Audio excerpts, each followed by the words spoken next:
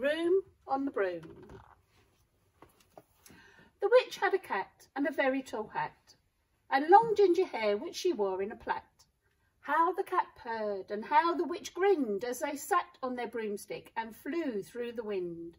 But how the witch wowed, and how the cat spat, when the wind blew so wildly, it blew off the hat. Down cried the witch, and they flew to the ground. They searched for the hat, but no hat could be found. Then out of the bushes on thundering paws, there bounded a dog with a hat in his jaws. He dropped it politely, then eagerly said, as the witch pulled the hat firmly down on her head, "I am a dog, as keen as can be. Is there room on the broom for a dog like me?" "Yes," cried the witch, and the dog clambered on. The witch taped the broomstick, and whoosh, they were gone. Over the fields and the forest they flew. The dog wagged his tail, and the stormy wind blew. The witch laughed aloud and held on to her hat. But away blew the bow from her long ginger plait. Down cried the witch, and they flew to the ground. They searched for the bow, but no bow could be found. Then out from a tree, with an ear-splintering shriek, there flapped a green bird with the bow in her beak. She dropped it politely and bent her head low, then said, as the witch tied her plait in a bow, "I am a bird as green as can be. Is there room on the broom for a bird like me?" "Yes," cried the witch. So the bird fluttered on. The witch tapped the broomstick, and whoosh, they were gone.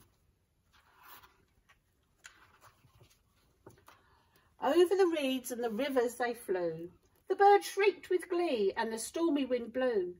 They shot through the sky on the back of beyond. The witch clutched her bow, but let go of her wand. Down cried the witch, and they flew to the ground. They searched for the wand, but no wand could be found. Then all of a sudden, from out of a pond, leapt a dripping wet frog with a dripping wet wand. He dropped it politely, then said with a croak, as the witch dried the wand on a fold of her cloak, "I am a frog, as clean as can be. Is there room on the broom for a frog like me?" "Yes," said the witch, so the frog bounded on. The witch tapped the broomstick, and whoosh, they were gone. Over the moors and the mountains they flew. The frog jumped for joy, and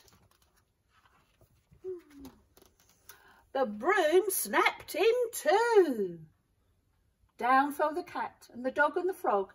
Down they went tumbling into a bog. The witch's half broomstick fell into a cloud, and the witch heard a roar that was scary and loud. "I am a dragon as mean as can be, and I'm planning to have witch and chips for my tea." "No," cried the witch, flying higher and higher. The dragon flew after her, breathing out fire. "Help!" cried the witch, flying down to the ground. She looked all around, but no help could be found. The dragon drew nearer and, licking his lips, said, "Maybe this once I'll have witch without chips."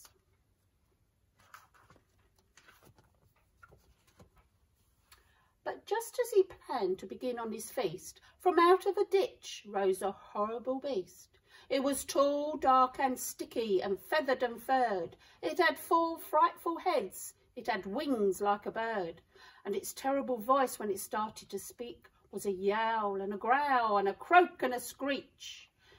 It dripped and it squelched as it strode from the ditch. And it said to the dragon, "Buzz off, that's my witch." The dragon drew back and he started to shake. "I'm sorry," he spluttered, "I made a mistake. It's nice to have met you, but now I must fly." And he spread out his wings and went off through the sky. Then down flew the bird, and down jumped the frog. Down climbed the cat, and "Phew," said the dog. "And thank you, oh thank you," the grateful witch cried. "Without you I'd be in that dragon's inside." Then she filled up her cauldron and said with a grin, "Find something, everyone, throw something in." So the frog found a lily, the cat found a cone, the bird found a wig, and the dog found a bone. Then they threw them all in, and the witch stirred them well. And while she was stirring, she muttered a spell. Ickety, zickety, zackety, zoom. Then out rose a truly magnificent broom, with seats for the witch and the cat and the dog, a nest for the bird and a shower for the frog. "Yes," cried the witch, and they all clambered on. The witch tapped the broomstick and whoosh, they were gone.